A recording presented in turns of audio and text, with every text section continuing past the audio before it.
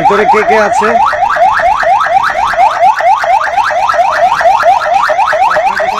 কোথায় যাচ্ছেন আপনারা? আমরা সকল গাড়ি সার্চ করব। আমাদের তথ্য আছে এই গাড়ির মধ্যে প্রচুর মাদক আছে, আমরা এটাই গাড়ি সার্চ করবো। গাড়িগুলো চেক করেন। এটা আসলে কি একটি সিভিল গাড়ি নাকি এটা একটি প্রশাসনের গাড়ি? আর আপনার যে প্রশ্ন যে এটা কার নামে এই গাড়ির রেজিস্ট্রেশন, এটা হচ্ছে আমাদের মামলায় যে আমরা গ্রেফতার করেছি মোহাম্মদ আবদুল্লাহ, তার পিতা আব্দুল সৈয়দের নামে এই গাড়িটা রেজিস্ট্রেশন। তারা কতদিন ধরে এই গাড়ি ব্যবহার করে করে যাচ্ছে? প্রাথমিক জিজ্ঞাসাবাদে তারা জানিয়েছে যে তারা এই গাড়ি নিয়ে এটা প্রথমবারই তারা এই ধরনের একটি ইনডেভার নিয়েছে যে এতগুলো মাদক নিয়ে তারা যাচ্ছে। কারণ আপনারা জানেন যে পার্শ্ববর্তী দেশের এই গৃহযুদ্ধের কারণে বেশ কিছুদিন যাবৎ বড় বড় চালান বাংলাদেশে অনুপ্রবেশ করছিল না। ইতিমধ্যে আপনারা দেখছেন এই 7 লক্ষ পিস ইয়াবা আমরা গ্রেপ্তারের আগেও এর আগে আমরা বেশ কিছু ইয়াবা লাস্ট 15-20 দিনের মধ্যে আমরা মানে উদ্ধার করতে সক্ষম হয়েছি। তো এটা হচ্ছে এই যাবৎকালের সবচেয়ে বড় চালান, যার কারণে আপনাদেরকে এখানে বেসিক্যালি আমরা ইনভাইট করেছি। এছাড়াও আমরা কিন্তু এই অভিযান কিন্তু চলমান রয়েছে। তো যখন এই অনুপ্রবেশ যখন শুরু হয়েছে তখন অটোমেটিক্যালি তখন তারা এই সড়ক পথে আনার এই সাহসটি করেছে, দুঃসাহসিকতাটা দেখিয়েছে।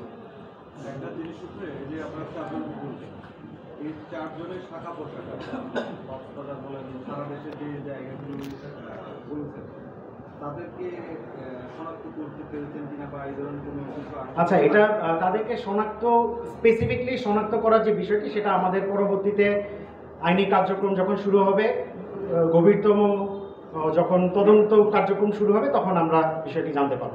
এখন পর্যন্ত প্রাথমিক জিজ্ঞাসাবাদে যা যা আমরা জানতে পেরেছি তা অলরেডি আপনাদেরকে আমি জানিয়েছি। আপনি একটা কথা বলেছেন যে দীর্ঘদিন ধরে সীমান্ত ক্রাইসিসের কারণে অনেক দিন ধরে বড় বড় চালানগুলো আসেনি, এখন যেহেতু আসছে, যেহেতু আজকে আপনার গতকাল আপনারা পেলেন, এটা আসলে পাঠাচ্ছে কারা ওপার থেকে? প্রাথমিক জিজ্ঞাসাবাদ নিশ্চয়ই করেছেন যে ওপার থেকে আসলে কারা পাঠাচ্ছে? প্রাথমিক জিজ্ঞাসাবাদে আপনাকে বললাম যে তারা যে মাদক কারবারির সাথে জড়িত অর্থাৎ বার্মাইয়ার সিরাজ, তার সাথে হচ্ছে তাদের বেসিক্যালি সম্পৃক্ততা। শুধুমাত্র তার নামই প্রাথমিকভাবে এখন পর্যন্ত আমরা জানতে পেরেছি, যে এখন বর্তমানে বার্মাতে আছে।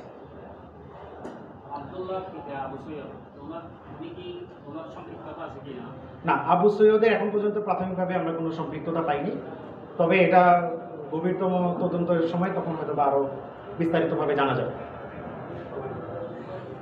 যুদ্ধ অবস্থা কিছুটা সীমিত হওয়ার কারণে পুনরায় যে বড় বড় মাদকের যে গডফাদাররা রয়েছে তারা আবারও মাথাচাড়া দিয়ে উঠেছে এবং তারা পুনরায় বড় বড় মাদকের চালান, বিশেষ করে ইয়াবা এবং আইস আমাদের বাংলাদেশের অভ্যন্তরে অনুপ্রবেশের জন্য চেষ্টা চালিয়ে যাচ্ছে, যার ফলশ্রুতিতে আমাদের র্যাবের গোয়েন্দা কার্যক্রম পুনরায় ব্যাপক হারে আমরা বৃদ্ধি করেছি। এরই ধারাবাহিকতায় র্যাব একটি চৌকস আভিযানিক দল গোপন তথ্যের ভিত্তিতে জানতে পারে যে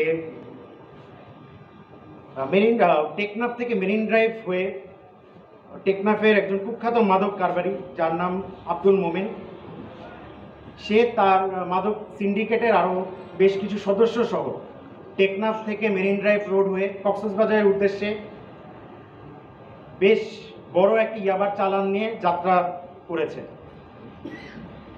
যার ফলশ্রুতিতে অর্ধরাত 2:10 ঘটিকায় আমাদের এই চৌকস আভিযানিক দলটি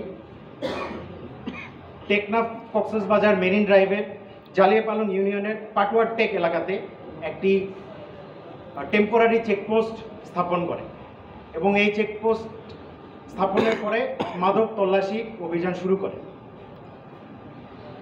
এই অভিযান চলাকালীন এক পর্যায়ে উক্ত যে মাদক কারবারি আব্দুল আমিনের যে বিলাসবহুল যে জিপটি, সেই জিপটি আমাদের এই আভিযানিক দলকে এবং আভিযানিক দল কর্তৃক স্থাপিত চেকপোস্টটি ক্রস করে এবং ক্রস করার সময় তাকে সেই গাড়িটিকে ইশারা দিয়ে আমাদের সিগন্যাল দিয়ে দাঁড় করানোর চেষ্টা করা হয়, কিন্তু উক্ত গাড়িটা আমাদের সিগন্যাল অমান্য করে আমাদের এই চৌকিকে পার হয়ে যাওয়ার চেষ্টাকালে আমাদের এই আভিযানিক দল কর্তৃক ওই এসইউভি গাড়িটি আটকানো হয়।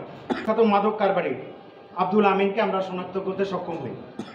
পরবর্তীতে তারা আমাদের কাছে প্রাথমিকভাবে স্বীকার করে যে তাদের গাড়িতে একটি বড় মাদকের চালান অর্থাৎ ইয়াবার একটি চালান তারা নিয়ে যাচ্ছে এবং এটি তারা গাড়ির পিছনে রেখেছে বলে তারা প্রাথমিকভাবে স্বীকার করে।